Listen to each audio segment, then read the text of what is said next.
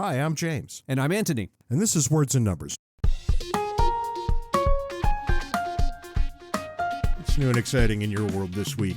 He asked, yet again, to no effect. You and I just got back from a trip to Portland, We were in Seattle. the Pacific Northwest. Yeah, talking to high school students, college students.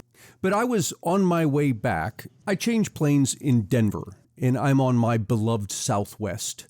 Here I am at gate 60 at the Denver airport and show my boarding pass to get on the plane. And the guy says, "Are you the Anthony Davies who does Learn Liberty videos?" For the very first time in your life, you were a celebrity. It was the second time. Actually, I've been stopped once before at an airport. Those of you who listen to Words and Numbers and haven't encountered my Learn Liberty videos, you can find them on YouTube. Look under Learn Liberty or under Antony Davies. And while you're there, you can check out James' Smokin' Stories. I got to start making more of those. My editor, my beautiful daughter, Sophia Colleen Harrigan, quit. She's too busy to help her father edit the stories. You know what an economist says about that? I'm paying her exactly what I can afford. Following last week's episode in which we discussed the complications in measuring people's incomes, one of our listeners wrote, quote, "I live in Africa, and your household incomes sound like paradise to someone from the developing world. I was astonished during COVID to see news footage of American families queuing up for charity food parcels in their cars. I couldn't believe what I was seeing. Poor people who need charity but still can afford a car." Yeah, it's all a matter of perspective, isn't it? Isn't that fascinating? Yeah. When you get to the developing world and you say the word poverty, it means something radically different there than it means here. So our listeners can play around with it. I found a calculator at Pew Research. You put in U.S. income, whatever it is, and it will tell you where you rank in terms of income classification worldwide. This is, to use an economics term, purchasing power parity adjusted, which means that the results that you're about to see take into account differences in costs of living across countries. So I put in, for example, a full-time $7.25 an hour worker, $15,000, right? In this country, clearly that's poverty. Politicians make a big deal about how it's impossible for a single person to live on $15,000. But nonetheless, you put this into the calculator, and globally, someone earning $7.25 an hour full-time, and remember, this is accounting for differences in cost of living, is upper middle class for planet Earth. Which means in the developing world, it's way beyond upper middle class. Oh, yeah. In the developing world, that would be a rich person. Because in the world includes Western Europe, Central Europe. That's right. Scandinavia comes to mind quickly. All the places where it's actually quite expensive to live. And still, on planet Earth, you're upper middle class. That's right. According to the Pew calculator, middle class for the world is roughly $15 per day. Jeez. Our $7.25 an hour workers making almost that in 2 hours. What is the U.S. median income worldwide? Oh, beautiful. I calculated it, anticipating you would ask this. I am so very predictable. You can adjust for a number of people in the household, so I did that as well. So let's go with 4. Well, median household income in the U.S. is $71,000, and the average number of people per household in the U.S. is 3. So this is what I put in, $71,000, 3 people in the household. That puts you in the high income category. This is a rich person worldwide. In fact, not only are you a rich person worldwide, among developed countries, you're in the top 40%. In developed? Among developed countries, yeah. Imagine what you would be in all the other countries. In all the other countries, you're looking more like Bill Gates than you are looking like the average person on planet Earth. You know, it's very unpopular to say these sorts of things, but in the United States, if you're poor and you're obese, we have to stop and think about that for a minute. That's a very strange set of circumstances. Yeah, probably the first time in human history that obesity would be associated with poverty. Poverty and starvation go hand in hand in human history. Right. And that's no longer the case. Now, there might well be a million different reasons for that. My point is that we have a very different understanding of what poverty is. It takes a foreigner, somebody from well outside of our political and social experience, to take one simple look at something and say, hey, wait a minute, why are you lining up in your cars to get food charity? You know, I didn't think about it until we're just now having this conversation. But look at the conversation in this country over the past couple of decades, maybe more. We don't talk much about poverty in the U.S. We do talk about it. We don't talk much about it. We talk about inequality. That's right. Because poverty, when compared to global poverty, is a non-starter here. Yeah. There are no poor people in the United States with an understanding of poverty that the entire globe would use. Instead of that, we get into the politics of envy. We say, well, some have more than others, and that's not fair. Well, I'm here to tell you it is. Some people work harder than others. Is life always fair? It most certainly is not, and I'll be the first one to tell you. But you manufacture your own fairness by hard work. And if indeed it's unfair, it's more unfair in the opposite direction. When $15,000 a year is poverty in the U.S., but it's upper middle class everywhere else, sure, you have an inequality problem. But it's not Bill Gates versus the $7.25 an hour worker in the U.S. It's a $7.25 an hour worker in the U.S. versus everybody else. It's us to them. Yep. And it's offensive if we don't at least remember that. I want to get into what a lot of people might call a first world problem. We have medication shortages all over the place. In the headline coming out of the Associated Press, AP, they ask, what's behind shortages of Adderall and Ozempic? Two really sexy meds that all kinds of people are on for all kinds of reasons. But it's not just Adderall and Ozempic. Come to find out, we have medication shortages right now in the United States of over 300 different medications. And this is something that I've been up against more than a couple of times when I've gone to the pharmacy and they've said, oh, yeah, we know you're here to pick up that thing that we said would be ready by now, but it's not ready. We don't have any, and we don't know when we're getting any. Not exactly the answer you want to get if you happen to need a medication. You start digging into this, you find out why. It rings true with all kinds of other things that we've experienced lately. Most of the raw materials that go into our medications are coming out of factories in China and India. In the COVID-19 pandemic, India restricted exports of 13 active pharmaceutical ingredients and finished drugs made from those chemicals. Why? To protect its domestic drug supply. China does similar things. And what happens as a result? We have supply chain issues with medications. Right. Because medications are products like every other product, and supply chains yield out those products over the course of an entire process. Any disruption in the supply chain will cause disruption in the final product. If only a couple guys had warned about this back in March of 2020. As I recall, we did repeatedly, and as usual, no one listened. I wish I could say I was tired of being right, but I'm just not. I'm just not tired of being right yet. Here's the thing. Once these shortages emerge, they can last for years. Yeah, I believe that. Get your seatbelt on. It may be a very long time before you can get the medications that you think you can just wander down to the local pharmacy and get. The shortages have not all played out yet. You're going to see other medications that haven't been short becoming so soon. Which, of course, brings us to the foolishness of the week. The English. What the hell is wrong with our friends in Great Britain? What have they done? Whatever it is, they did it politely. I'm sure that's right. Let me read you the first paragraph of a news story covered by Yahoo News. All Britons will be called on to swear allegiance to King Charles III at his coronation, an oath hitherto reserved for British nobility, in a move that has upset anti-royalists. Huh. They're expected to do this in word and in heart.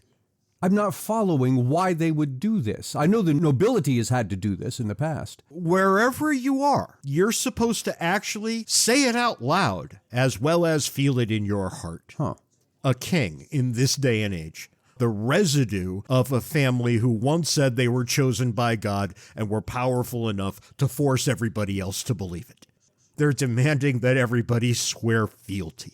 The nobility has always been required to do this sort of thing, but I don't understand what benefit there is to asking the population at large to do it, and I can see some huge costs. Principal amongst them is the anti-royalists. You're going to inflame them. That's right. When a bunch of them say no, it only works to undermine the cause. There are still kings in the world, and people still pretend to care. Well, we complain a lot about democracy. I mean, is this better? I don't know. People should go right ahead and ridicule us for it every chance they get. but expect the favor to be returned. For one-stop shopping for all things James and Ant, visit our website, wordsandnumbers.org. I ran across an interesting article in Wall Street Journal. We'll put a link in the show notes. We should stop right there for a minute, because every week somebody asks me about something that's in the show notes. Read the show notes. Everything's in the show notes. It's like the syllabus. That's right. If only there were a place we could look for this answer. But we do actually post all the links that we talk about, so you can go find them. James Zong, back in 2012, stumbled upon a bug while withdrawing money from his Silk Road account. You might recall Silk Road is the former online marketplace where criminals used to deal, and they used Bitcoin. Mr. Zong ended up withdrawing more Bitcoin from his account than he had deposited due to this bug. That's a neat trick that I would like to learn. Well, it was a neat trick to the tune of when everything's done and time has passed, around about 2021, he was sitting on $3.4 billion worth of Bitcoin. And how much had he put in? I don't know how much he had put in, but it wasn't anywhere close to that. He was a 22-year-old college student at the time. Well, if there are any other people out there with billions of dollars in Bitcoins, we would like to have a sponsor here on your favorite podcast, so you be in touch. But until that happens, let's go back to Mr. Zong. Well, yeah, see, that's the thing. I don't know that Mr. Zong has his $3.4 billion anymore. No, I'm not suspecting that we could be in touch with Mr. Zong. Right. It sounds to me like whatever his little deal was, it's now over. And that's the start of our story here. Fast forward a decade or so, and federal officials have figured out how to trace transactions on the blockchain. Hold the phone. That's exactly what's supposed to never happen. Well, yes and no. Here's the thing. The blockchain on which Bitcoin sits is an open ledger. It records every transaction that has ever occurred. And given reasonable knowledge about such things, you can download the thing and look through all the transactions. That's not the anonymous part. The anonymous part is that the transactions are coded. Well, they're never attached to an actual person. They're right? not attached to an actual person. They're attached to digital keys. So I can trace the thing and I can see that Bitcoin went from person A to person B to person C and on and on. I just don't know who those persons are. Unless you make the mistake that Mr. Zong made. He took some of his ill-gotten gains from Silk Road and mixed them into a Bitcoin wallet that he had sitting on one of the major exchanges. And that's going to engender the interest of the IRS, I would assume. Well, that's where the government steps in, because Congress passed a law, I guess, maybe a year or maybe 2 or 3 ago, in which the major exchanges must, at federal officials' request, turn over identifying information. What happens is if I have a Bitcoin wallet and you can look at the blockchain, you can see the identification of my Bitcoin wallet. You just don't know that it's mine. Unless the Bitcoin that I have, the wallet, ends up parked at something like Coinbase, a major exchange. There, the feds can go to Coinbase and say, here's the digital ID for this wallet. Tell me whose it is. And Coinbase has to turn over the information. That's how Mr. Zong was discovered. All right, so how generalizable is this nonsense to the rest of us? Oh, for the rest of us, forget it. You're going to be identified. Yeah. Now, people who have enough technological savvy could probably find a way to remain anonymous. Like with laundering cash, you've got to be careful what you do. So that major selling point that Bitcoin is wholly anonymous and beyond the touch of any government is no longer true in any way, shape, or form. Well, it's no longer true, but that's not so much a fault of Bitcoin as it is that the federal government has co-opted the major exchanges. To draw a pretty close analogy, it's like the information on your iPhone is encrypted and no one can get into that unless the government says to Apple, you must turn over the keys to allow us into this phone. If Apple is complicit and says, okay, government, here's the passcode to get into the phone, then your stuff is open. It's not a fault of the encryption. It's a fault of Apple cooperating with the government. And again, I don't care why. Right. Yeah, sure. And the last thing I'm ever going to be surprised by is a government trying to inflict itself upon all kinds of things. Of course, that's what government does. So if you're looking for something that's going to guarantee you anonymity, you best look elsewhere. Yeah, you're not going to get the anonymity, but this has caused me some concern. This story, combined with, I keep hearing politicians push for a digital currency, which would in effect be the U.S. dollar in, I shouldn't say Bitcoin form, but the U.S. dollar in purely electronic form. The so-called CBDC, CBDC, right? Yeah. Central bank digital currency, which now, of course, the United States government is all hot and bothered to get out to market. And you look at what the government has done with its ability to track Bitcoin. You look at the push for the CBDC, the digital currency, and you look at what the government has done over the past, 2-3 decades, making it harder and harder to deal in cash. To the point now that if you have more than whatever it is, $10,000, and you go and try and deposit in a bank, you're going to raise all kinds of red flags. The bank is going to have to report you. In fact, what the government has been doing is been slowly pushing us to this place in which it is impossible to conduct transactions outside the view of government. And again, that, of course, would be government's goal. Apparently, they want to see everything. The mind drifts to all kinds of other things here, right? Because anybody who's traveled internationally knows you can't have $10,000 in your pocket when you come into the States, or the government will count that and take it away. That's none of anybody's business what's in my pocket.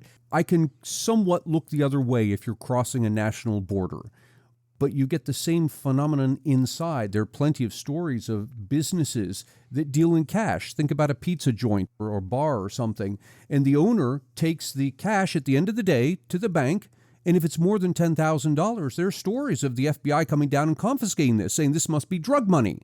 Yeah, you get the same exact nonsense with guys traveling down the highway, getting pulled over in some random stop, and some cop sees a lot of cash and takes it away. Because somehow the money is guilty, people aren't. Right. No charges need to be filed. We just take the money. Yeah, the mere fact that it exists is evidence enough that there's something wrong going on here. I'm already getting agitated here. Well, let me back up a minute, because this is bumping up against what seems to me to be a question of privacy. Do we have a right to privacy? I think that's right. And would it not extend to our transactions? That right to privacy is a sticky wicket. If you read the Constitution, there's no right to privacy enshrined within the document. Now, does that mean that there isn't one? No, it doesn't mean that at all. It just means it's not constitutionally specified. And this likely would never have become an issue had the early abortion cases not turned on this right. Now, how abortion is a privacy issue, I'll never fully understand. That doesn't seem to be the correct way to analyze that problem. I think there are lots of correct ways to analyze it. This isn't one of them. But because abortion and privacy became attached, now privacy in certain quarters is sacrosanct and you must never speak of it. It's thrown everything for a loop. Right? Do we have a right to privacy? Well, I think you would have to contend, yes, in a reasonable, rational world. What do any of the other rights that you know you have by dint of the Bill of Rights and what have you, what meaning would any of those rights hold if you didn't concurrently have a right to privacy? It just seems ridiculous that you would talk about other rights if nothing in your world was to be private. And when you think about privacy in that way, in a non-abortion way, it seems more often than not to attach to speech, to attach to property rights. As you reconsider what privacy might actually mean, does it mean talking on the telephone is protected, for example? Things like this, something the Supreme Court addressed back in the 1930s. What's the correct answer here? And I think without a right to privacy, most, if not all, of your other rights are quite meaningless. I'm not disagreeing with you, but I'm trying to look for a good example. Take freedom of speech for a moment. Why would freedom of speech require a right to privacy? That's an easy one. Should the government be able to listen in on your conversations? And I'm here to say no. They have the electronic ability to listen in on all your conversations, and I don't think for 1 second they should ever use it. Go get a warrant, and even warrants are too easy to get. Now, someone could push back and say, well, but if you aren't saying anything that involves something illegal. When it's the government that decides what's illegal, and then you allow the government to come and listen, you see the problem here. Sooner or later, everything gets to be illegal. Freedom of the press. Does that mean the press doesn't have the ability to conduct conversations in private about what to publish? Or have anonymous sources? The Second Amendment, the right to keep and bear arms. Does that mean the government has to know what you have? Well, in some states, they've decided they do. The government has no business knowing whether I choose to exercise my Second Amendment right or not. It's none of your business.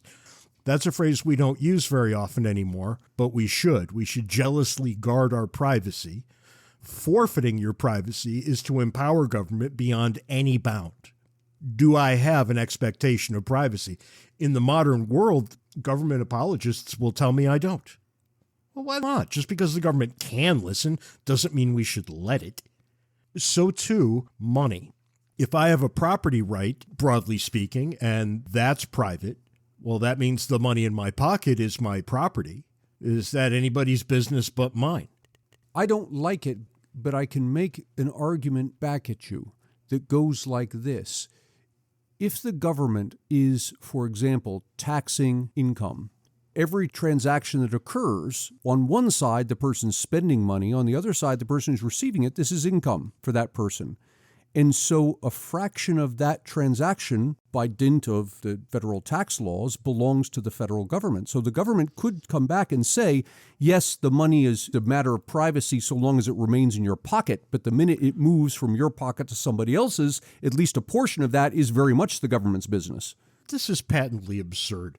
If I make a wager with my neighbor about the Super Bowl, I win, he loses, he pays me. That's not income. That's not... Oh, it very much is. The federal government is not party to this transaction. Oh, under the law, that is income. You're supposed to report it. Right. Under the law made by the federal government decides that my money belongs to the federal government. You see the beautiful circularity here. And there's no way outside of that circularity unless money is private. And if money is not private, then literally every single transaction for the rest of all time, the federal government is a party to it. The new rules and the new laws that will emerge from that reality will be draconian. If you see the danger here, and you should be pushing back on government authority every single time you have the chance, you should be making everything more difficult for every level of government all the time. Because if you don't, they will steamroll you. If you don't think that's correct, you have no understanding of history. You have not satisfied me, because if we agree that the government has the authority to tax people's incomes, which clearly it does from the Constitution, then I can't get over this idea that when the money moves from your hands to somebody else's, the government does indeed have a right to know.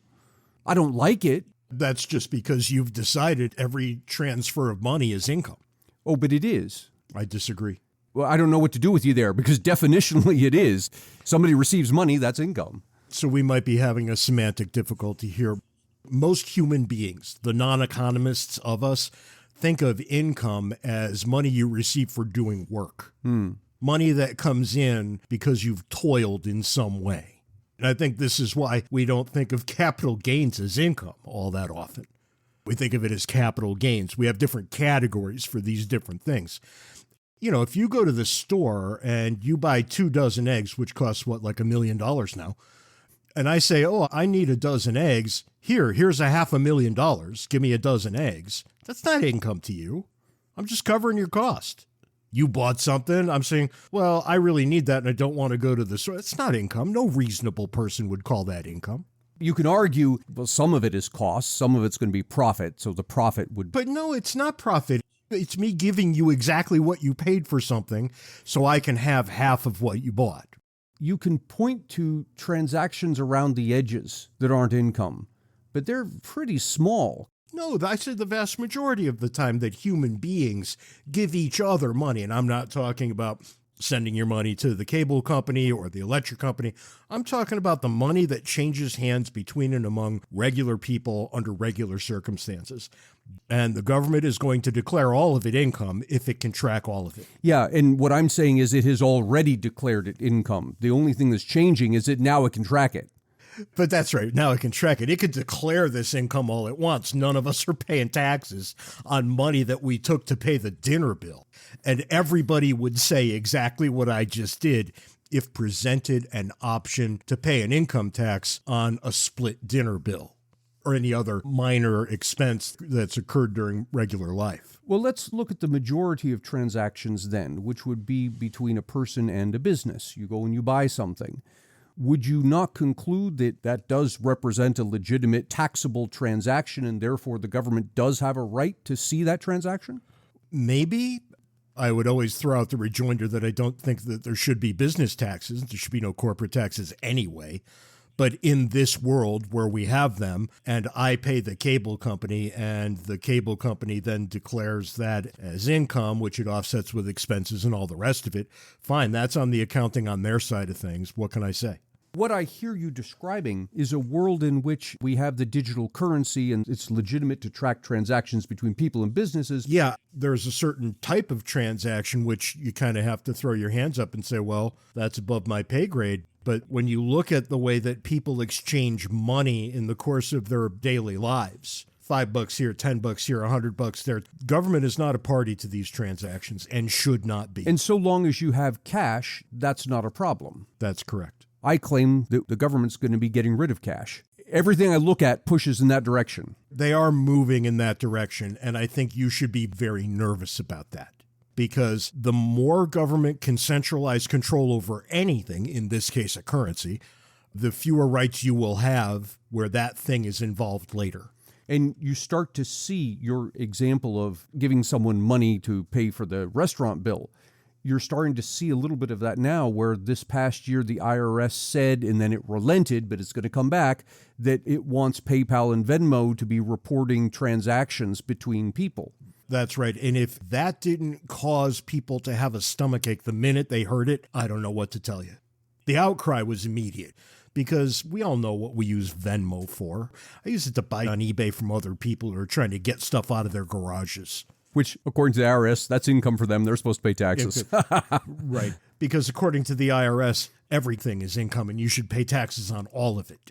But we look at this idea of a central bank digital currency. This is a move to track every single thing. And we have the technological capability to do it now. The question becomes, does Congress have the ability to foist this upon us while simultaneously taking away physical currency? My guess is that they'll try to come up with some kind of 20 or 30-year phase-out. Yeah, and I don't see any way around it, largely because we become so addicted to using our phones for transactions. That might be right. We've become a people that rolls over. We don't say no to government nearly ever. That propensity is not serving us well. And we don't say no because we're too quick to buy into this thing that people say, well, if you're not doing anything illegal, why would you care? The hitch that you identified a moment ago is yes, but when the government can declare anything it wants to be illegal, all of a sudden, anything you do, the government can say, not only you're not doing that, I can see you when you try to do it. And again, I'm back to the same point that I know I'm like a broken record. It's none of your business. Why has that become so out of vogue with the American people? Are we so afraid of everything that we want everything to be government's business now? What I can tell you is that when you cede territory to government, when you say to government, take my rights for whatever your reason, that's exactly what government's going to do. And it's not going to give them back. Not only is it not going to give them back, it's going to take more. What you know is that this starts as addition and turns into multiplication very quickly. Okay, so practically speaking, how do you push back on this? I don't know, although I will tell you this, and it's interesting. We'll put a link in the show notes. Our friend Robert Wright over at AIER, where I toil day in and day out, has written an article on CBDC. The headline, which I did not write, which Robert wrote himself, a CBDC would not be money in the sense used in the Constitution. And he makes a pretty compelling case that if the government releases a CBDC, it will not be money. If he's right, and I don't know that he is, I read the argument and it's compelling, but if he is right, the government may well be able to foist the CBDC upon us, but not at the expense of the money in our pockets.